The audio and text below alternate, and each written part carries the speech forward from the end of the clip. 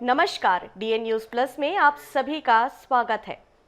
अंधेरा छटेगा, सूरज निकलेगा, कमल खिलेगा। भारतीय जनता पार्टी के पहले अध्यक्ष अटल बिहारी वाजपेयी ने सन 1980 में यानी 44 साल पहले पार्टी की स्थापना के समय ये बात कही थी। निसंदेह उन्होंने यह बात पार्टी के कार्यकर्ताओं का मनोबल बढ़ाने के लिए कही होगी। आज पार्टी केंद्र के अलावा 20 से अधिक राज्यों में सत्ता में है। जी हां, और पार्टी के नेता कहते हैं कि अभी इसका विस्तार होना बाकी है। पिछले एक दशक से नरेंद्र मोदी और अमित शाह की जोड़ी ने पार्टी को शिखर पर पहुंचा दिया है। और जब हम छत्तीसगढ़ की बात करते हैं तो यहां लंबे समय से भाजपा सरकार रही और इस बीच हुए विधानसभा उपचुनाव में विपक्ष में बैठी कांग्रेस ने महज 2 बार जीत हासिल की। खैर, अब हम बात करें छत्तीसगढ़ में बीजेपी सरकार के 1 साल के कार्यकाल की, जो कि 13 दिसंबर को पूरा हुआ है। बीते 12 महीने में छत्तीसगढ़ प्रदेश ने विकास के नए आयाम स्थापित किए हैं। तो विकसित भारत के निर्माण के लिए विष्णुदेव सरकार ने विकसित छत्तीसगढ़ के निर्माण के अपने संकल्प को पूरा करने की दिशा में अनेकों महत्वपूर्ण कदम उठाए हैं। प्रदेश सरकार ने सामाजिक और आर्थिक रूप से पिछड़े वर्ग की जरूरतों को प्राथमिकता से महत्व दिया। ये बात मुख्यमंत्री विष्णुदेव साय ने खुद राज्य की जनता के नाम संदेश जारी करते हुए कहा है। तो आइए आपको हमारे खास रिपोर्ट में बताते हैं कि पिछले 1 साल में विष्णुदेव सरकार के खाते में क्या उपलब्धियां हैं। राज्य की जनजातीय समाज के गौरव को फिर से ऊंचाई पर स्थापित करने में सफलता हासिल की। साथ ही उनके आय और रोजगार में वृद्धि के लिए कई सफल कदम उठाए गए, जिसमें सरकार की नई औद्योगिक नीति काफी कारगर साबित हो रही है। जनजातीय क्षेत्र में पर्यटन को बढ़ावा देने के लिए नई औद्योगिक नीति में पर्यटन को शामिल किया गया, जिसके कारण छत्तीसगढ़ में पर्यटन को एक नई पहचान मिली। परिणाम स्वरूप छत्तीसगढ़ के जशपुर जिले में स्थित मधेश्वर पहाड़ को शिवलिंग को विश्व की सबसे बड़ी प्राकृतिक के रूप में मान्यता मिली है। इस ऐतिहासिक उपलब्धि को golden book of world record में स्थान मिला है। बता दें कि जशपुर जिले के कुनकुरी ब्लॉक में मयाली गांव से 35 किलोमीटर दूर स्थित मधेश्वर पहाड़ शिवलिंग के आकार की अपनी अद्भुत प्राकृतिक संरचना के लिए प्रसिद्ध है। यह स्थान लोगों की धार्मिक आस्था का केंद्र है, जहां स्थानीय ग्रामीण इसे विश्व के सबसे बड़े शिवलिंग के रूप में पूजते हैं। मधेश्वर पहाड़ न केवल धार्मिक दृष्टि से महत्वपूर्ण है, बल्कि यहाँ पर्वतारोहण और एडवेंचर स्पोर्ट्स के लिए भी लोकप्रिय होता जा रहा है। यहाँ हर साल बड़ी संख्या में पर्यटक आते हैं और प्रकृति के साथ जुड़ने का अनुभव करते हैं। जशपुर जिले में पर्यटन और रोमांचक खेलों के विकास की असीम संभावनाएं मौजूद है। बीते दिनों इसे रिकॉर्ड बुक में लार्जेस्ट नेचुरल फैक्समिली ऑफ शिवलिंग के रूप में मधेश्वर पहाड़ को दर्ज किया गया है।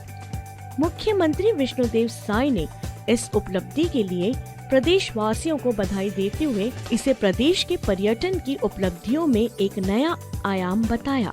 इतना ही नहीं, इसे लोकप्रिय पर्यटन वेबसाइट में जशपुर जिले को शामिल किया गया है। इसके बाद जिले के लिए यहाँ एक और बड़ी उपलब्धि है। इस वेबसाइट में शामिल होने वाला जशपुर छत्तीसगढ़ का पहला जिला है, जिसे पर्यटन प्रेमियों को जशपुर के नैसर्गिक स्थलों की जानकारी आसानी से उपलब्ध होगी तथा पर्यटन को और अधिक बढ़ावा मिलेगा। प्रधानमंत्री जी का आदरणीय अभिनंदन अमित शाह जी का एक शांत वातावरण की ओर बस्तर फिर से अग्रसर हो रहा है। खुशहाली समृद्धशाली बस्तर की कल्पना और निश्चित रूप से आदरणीय प्रधानमंत्री जी भी करते हैं, विष्णुदेव साय जी भी करते हैं। इस दिशा में पर्यटन को लेकर जो समग्र विचार किया है आदरणीय मुख्यमंत्री जी ने, वह स्वागत ये हुए है। मैं आपको एक बात और बताना चाहूँगा कि विगत 1.5 माह पूर्व और पूरे 60 देशों में और 20 गांवों का चयन ऐसे प्रकृति पर्यटन की दृष्टि से किए जाने का, सौंदर्य की दृष्टि से किए जाना का निर्णय यूनेस्को द्वारा हुआ है। और हमें प्रसन्नता है कि उसमें से एक गांव हमारे देश में जो चयन हुआ है वो बस्तर से है और दुड़मारास करके है, ध्रुवा जनजाति के लोग निवास करते हैं उसको, और वो विश्व के मानचित्र में अब उभर के आ गया है। और मुझे इस बात की भी प्रसन्नता है कि वो जगदलपुर विधानसभा के अंतर्गत आता है। हमारा जो पर्यटन का वहाँ पर बहुत ही अच्छा वो है, कोटेमसर की गुफाएं हैं वहाँ में, उसी के साथ लगा हुआ ये गांव है। हमारे ध्रुवा जनजाति के लोग जो हैं वहाँ पर, उसको अपने परिवेश में रहकर जो पर्यटक आते हैं उनको उसी प्रकार से भोजन, उसी प्रकार वहाँ पर व्यवस्था, सारा स्वागत, सारा कुछ करते हैं, और ये अभूतपूर्व।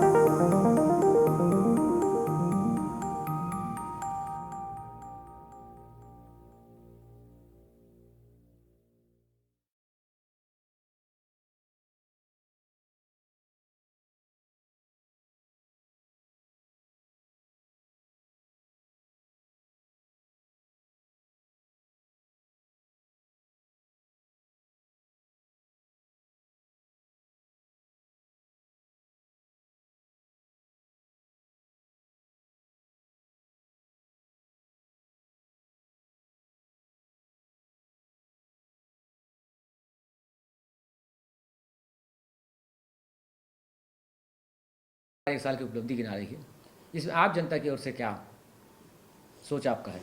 देखिए, मैं हमारे सरकार के मुखिया माननीय मुख्यमंत्री श्री विष्णुदेव साय जी को आभार व्यक्त करता हूं, धन्यवाद देता हूं कि उन्होंने निष्कंटक 1 साल का कार्यकाल पूरा किया है और छत्तीसगढ़ के जनता के हित में, चाहे किसान हो, चाहे माता बहनें हो, चाहे युवा हो, चाहे आदिवासी हो, चाहे पिछड़ा वर्ग हो, सबका मन को आने वाला, मन को भाने वाला, मन को लुभाने वाला कार्यक्रम दिया है।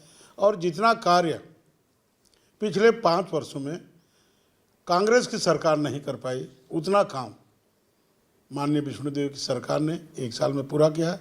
मैं उनको अभिनंदन करता हूं, उनका आभार व्यक्त करता हूं। जितना महादारी वंदन का कठिन काम, किसानों को एकदम से 700-800 रुपये का डिफरेंस से उनको भुगतान करना, कांग्रेस 2500 में खरीदती थी, फिर 2800 खरीदी, कभी 2100 खरीदी, खरीद करके भी उनको 2 तिमाही का पैसा नहीं मिला। बोनस का पैसा देने का वादा करके मुकर गया। युवाओं को 500 रुपया देने का मुकर गया, 2500 रुपया, महिलाओं को 500 रुपया का मुकर गया, 5 सिलेंडर फ्री देने का मुकर गया। और इसी सबसे दुखी होकर छत्तीसगढ़ की जनता ने भारतीय जनता पार्टी की सरकार, मोदी जी की सरकार, नड्डा जी का सरकार, यहाँ पर कमल को चुना, कमल को वोट दिया। और जहाँ पर कमल जीतता है वहाँ पर सदा लक्ष्मी जी का भंडार भरपूर रहता है, क्योंकि माँ लक्ष्मी का विराजमान कमल पुल के ऊपर होता है। इसलिए विष्णुदेव साय सरकार को कोई फाइनेंशियल कमी नहीं है, कोई असुविधा नहीं है। हम जो वादा किए थे, मोदी की गारंटी जो किए थे, हमने सब पूरा किया। जो बचा है वो भी पूरा हो जाएगा। किसानों को 3100 को हम पैसा दे रहे हैं। मातावारी बंधनों को हम रेगुलर 1000 रुपये उनके खाते में जा रहा है। आने वाले समय में चाहे वो शहर के शहरी प्रधानमंत्री का आवास हो, चाहे ग्रामीण हो, हम उनके मकान 18 लाख मकान का निर्माण कर रहे हैं। और ये सब तभी संभव हुआ जब डबल इंजन का सरकार होगा। मैं तो आपके माध्यम से निवेदन करता हूं, आने वाले समय में नगर निगम, नगर पालिका, पंचायत को चुनाव है। मैं मतदाता भाई बहनों से छत्तीसगढ़ से निवेदन करता हूं कि 3 डबल इंजन को 3 इंजन का सरकार बनाइए, ताकि दिल्ली का सरकार गांव के पंचायत तक पैसा दे पाए और पंचायत का विकास छत्तीसगढ़ होते हुए हमारे केंद्र सरकार करे। यही मेरा निवेदन है। और मैं आपको बताना चाहता हूँ, आने वाले समय में भी चाहे शिक्षा विभाग हो, चाहे मेडिकल हो, चाहे कोई भी विभाग हो, लोगों को सुविधा, जनमानस को सुविधा मिल रहा है। और कहीं भी जाइए तो विष्णुदेव साय सरकार का वाहवाही हो रहा है। उनको लोग धन्यवाद कर रहे हैं कि विष्णुदेव साय सरकार ठीक से सरकार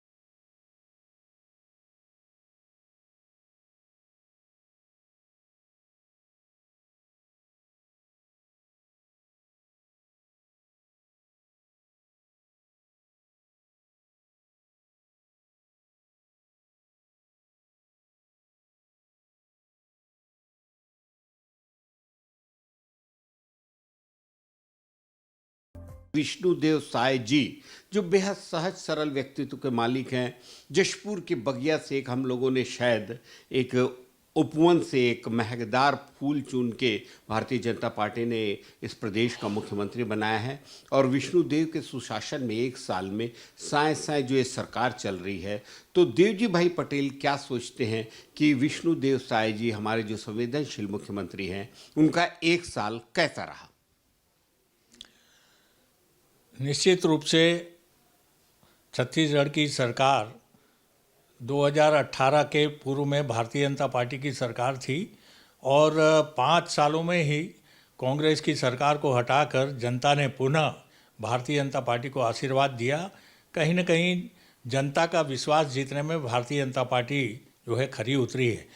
और विष्णुदेव साय जी की इस नई सरकार बनने के बाद 2023 से जिस तरह से एक वर्ष पूर्ण किया है, मुझे लगता है कि ये वास्तव में प्रधानमंत्री नरेंद्र मोदी जी के जो सुशासन का सपना है, वो सुशासन का सपना छत्तीसगढ़ के हमारे मुख्यमंत्री विष्णुदेव साय जी ने साकार किया है।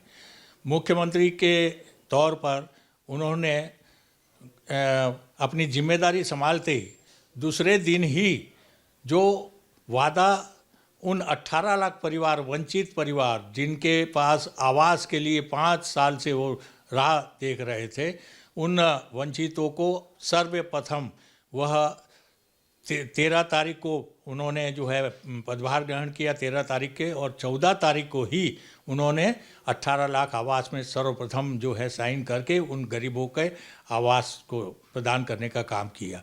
अनेक बड़ी योजनाएं जो है, जो प्रधानमंत्री के नाम से और चुनाव के दरमियान जनता को, जो छत्तीसगढ़ की जनता को वादे किए थे, चाहे वो किसानों का मामला हो, चाहे वो गरीबों का मामला हो, चाहे जो है यहाँ हमारी महतारी महिलाओं का मामला हो, सब वादों को करीब करीब जितने भी वादे किए थे, इतने कम समय में विष्णुदेव साय जी की सरकार ने सुशासन को बनाते हुए और ये वादे को पूरा किया है।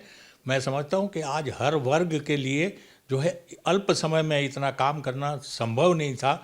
जहाँ पर वित्त की बहुत बड़ी बड़ी समस्या थी, खजाना खाली था, मगर विष्णुदेव साय जी ने वो सारे काम करके बता दिया है। निश्चित रूप से सुशासन के और हमारे प्रधानमंत्री श्री नरेंद्र मोदी जी, जिनका सपना है 2047 तक जब भारत को आज़ादी के 100वीं वर्षगांठ मनाएंगे तो एक विकसित भारत जो होगा, निश्चित रूप से मैं कह सकता हूँ विष्णुदेव साय जी का एक वर्ष जो पूर्ण हुआ है, अगर 4 वर्ष और इसी तरह से तेज़ी से काम होते रहे तो छत्तीसगढ़ भी जो प्रधानमंत्री का जो सपना है उसमें एक विकसित छत्तीसगढ़ के रूप में साकार करने का काम हमारे विष्णुदेव साय जी के सरकार में संपन्न होगा। छत्तीसगढ़ की विष्णुदेव साय सरकार ने 10 फरवरी को इतिहास में पहली बार अपना डिजिटल बजट पेश किया था। इस दौरान वित्त मंत्री ओपी चौधरी ने बताया कि राज्य की जीडीपी को अगले 5 साल में 5 लाख करोड़ से 10 लाख करोड़ तक पहुंचा दिया जाएगा। सरकार ने साफ किया है कि उनका फोकस बस्तर और सरगुजा इलाके में विकास करने का है। इसके लिए पीपीपी मॉडल को बढ़ावा देंगे। बस्तर में लघु वन उपज के प्रसंस्करण के लिए उद्योगों की स्थापना की जाएगी। इसके साथ ही रायपुर और आसपास के इलाकों को स्टेट कैपिटल रीजन के रूप में विकसित किया जाएगा, जिससे इन इलाकों की तस्वीर बदलने की कोशिश होगी। लखेश्वर बघेल जी बरसों से बस्तर का प्रतिनिधित्व कर रहे हैं और एक साल जो जनादेश पर्व के तौर पे विष्णुदेव साय जी की सरकार मना रही है, तो आप इसको कैसे देखते हैं बघेल जी? कितने नंबर देंगे आप इस सरकार को एक साल के लिए? जो कार्यकाल 15 साल में रही, उस समय खासकर अंदरूनी क्षेत्र में, ग्रामीण क्षेत्रों में किसी प्रकार का कोई भी काम डेवलपमेंट का नहीं हुआ। जो भी हुआ, बस्तर का पैसा हो, सरगुजा का पैसा हो, जशपुर का पैसा हो, पूरे राजधानी में पूरे लगा दिए। एक तो डेवलपमेंट गांव के नहीं हुआ। इसी तरह अभी भी पता नहीं क्यों इतना डोल पीट रहे हैं कि सुशासन की तरह ये आए दिन लूट खसोट हत्या डकैत गांजा तस्कर को देखोगे कि दुनिया भर का तस्करी दुनिया भर जब से सरकार आई तब से इतने ज़्यादा राजधानी में खासकर इतनी घटनाएं हो रही है, तो उसके बावजूद भी एक इनके सुशासन की बात करना तो ये गलत बात है। और कोई भी काम अभी तक हम लोग समझिएगा कि एक डेवलपमेंट का विधायक नीति का छोड़कर एक डेवलपमेंट अपने क्षेत्र में एक तो काम भी आज तक नहीं हुआ है, ये साल भर हो गया। उसके बावजूद भी सरकार इतने डेवलपमेंट से घूम रही है और सारे योजनाएं लोकहितकारी योजना जितने भी थी गांव में जो पैसा हम लोग लोगों के जेब में, चाहे मजदूरों के जेब में हो, चाहे किसान के जेब में हो, चाहे स्व सहायता समूह के महिलाओं के बहनों की जेब में हो, सब पैसा हम लोग डाल रहे थे। लेकिन ये एक तो काम भी रेडी टू ईट की बात की, हमने उनके द्वारा बहुत ज़्यादा विरोध किया। अभी तक रेडी टू ईट महिलाओं को काम करने के लिए अभी तक नहीं देखी। इसी तरह कोई भी काम आज तक मेरे नज़रों में और छत्तीसगढ़ की नज़रों में किसी के लिए भी कोई काम नहीं हुआ है। एक साल भर एक फ्लॉप शो शायद सरकार की रही है, कोई उपलब्धि उनकी जो है नहीं की गई। बजट की अहम बात ये भी है कि सरकार ने सबको आवास देने के लिए आवास योजना का बजट 3,800 करोड़ से बढ़ाकर 8,369 करोड़ कर दिया है। बहरहाल आर्थिक सर्वेक्षण के आंकड़ों से स्पष्ट था कि छत्तीसगढ़ के विकास गति धीमी रही है। वित्त मंत्री ओपी चौधरी ने विधानसभा में आर्थिक सर्वेक्षण पेश करते हुए ये बात स्वीकारा। सर्वेक्षण के महत्वपूर्ण आंकड़ों में जीडीपी की बात करें तो वर्ष 2022-23 में प्रदेश की जीडीपी 3,02,102 करोड़ रुपए से बढ़कर 2023-24 में 3,21,900 करोड़ रुपए हो गई है। जीडीपी की विकास दर स्थिर भाव पर 6.16% रही है। देश भर की जीडीपी की तुलना में वृद्धि दर 7.32% रही है। यह बताना जरूरी है कि 1 नवंबर 2025 में रजत जयंती वर्ष में प्रवेश करेंगे। 2028 तक जीडीपी 10 लाख करोड़ करने की संभावना है। नमस्कार, मैं Shakeel Sajid DA news plus की ओर से आपके सामने हाजिर हूँ और मेरे सामने है एक बेहद दैदीप्यमान नेतृत्व छत्तीसगढ़ मध्य प्रदेश के, और अगर मैं ज़्यादा अतिशयोक्ति ना कहूँ तो राष्ट्रीय स्तर के हमारे बहुत दैदीप्यमान नेतृत्व हैं। और हमारे लिए खुशी की बात है कि ये हमारे छत्तीसगढ़ से आते हैं आदरणीय टी.एस. सिंहदेव साहब, जिन्हें हम बाबा साहब के नाम से जानते हैं। मैं यहाँ पर उनके सामने उनसे मुखातिब इसलिए हूँ कि 1 साल पूरा किया है बाबा साहब भाजपा की सरकार ने। अगर गुण दोष के आधार पर इनका मूल्यांकन करना होगा तो आप इन्हें कैसा इनका मूल्यांकन करेंगे बाबा साहब? पहले प्रणाम, आदाब। और मूल्यांकन 4.5 से 5 अंक अधिकतम। हाँ, बड़े ऐसा लगता है कि सरकार बहुत ज़्यादा सफल नहीं रही है बाबा साहब की नज़रों में। और ख़ास तौर पर ये बात भी हम लोग देखने में आ रही है कि और कुछ हो ना हो, लेकिन धान की जो खरीदी है उसमें बहुत सारी परेशानियां आ रही हैं। और ख़ास तौर पे कानून व्यवस्था का जो मसला है, मुझे ऐसा लगता है बाबा साहब कि इसमें भी ये सरकार थोड़ी कमज़ोर साबित हुई है। वजह क्या समझते हैं आप? अनिर्णय की स्थिति, मुझे लगता है कि वो पावर इक्वेशन अपना कहाँ कैसे क्या बैठेगा वो अभी ठीक से वर्कआउट नहीं कर पाए। कई पावर सेंटर दिख रहे हैं और उस कारण से प्रशासन में प्रशासनिक अधिकारियों को भी जो संकेत जाते हैं वो अलग प्रकार के जाते हैं और काम करने में फिर अधिकारियों की तरफ से भी यही देखने में शिथिलता देखने में मिलती है और कई ऐसी परिस्थितियां बनती हैं और बन जाती है जैसा हमने देखा। बाबा साहब, ये लगातार ऐसा लग रहा है कि ईडी और सीबीआई के जो छापे पड़ रहे हैं वो कांग्रेस के कद्दावर नेताओं और उनसे जुड़े उनके समर्थकों पे, उनके लोगों पे पड़ रहे हैं। कांग्रेस के जो संगठन के लोग हैं उनके ऊपर पड़ रहे हैं। इसे आप किस नज़रिए से देखते हैं? गुण दोष के आधार पे और निष्पक्ष तरीके से छापे अगर पड़ते हैं तो वो समाज के शुद्धिकरण के ही कारक बनेंगे, उसमें कहीं किसी को दिक्कत नहीं होती। लेकिन जैसे आपने कहा, अगर टारगेटेड इंक्वायरी होगी कि आपने किसी पक्ष को चुन लिया कि हमको इन्हीं को परेशान करना है या निपटाना है, तब फिर वो द्वेष भाव से दिखने लगती है। और अभी तो यही दिख रहा है कि कांग्रेस से जुड़े हुए लोगों के संदर्भ में ही जांच पड़ताल बहुत ज़्यादा हो रही है। छत्तीसगढ़ के परिप्रेक्ष्य में भी देखिए, राष्ट्रीय परिप्रेक्ष्य में भी तभी थोड़ा सा ठंडा है मामला, लेकिन यहाँ जो दिख रहा है वो वैसे ही दिख रहा है। महतारी वंदन योजना की घोषणा गृह मंत्री अमित शाह ने छत्तीसगढ़ राज्य की एक नई चुनावी सभा में की थी, जिसके बाद 10 मार्च 2024 को प्रधानमंत्री नरेंद्र मोदी ने इस योजना की शुरुआत की। महतारी वंदन योजना के तहत विवाहित महिलाओं को लाभान्वित किया जा रहा है।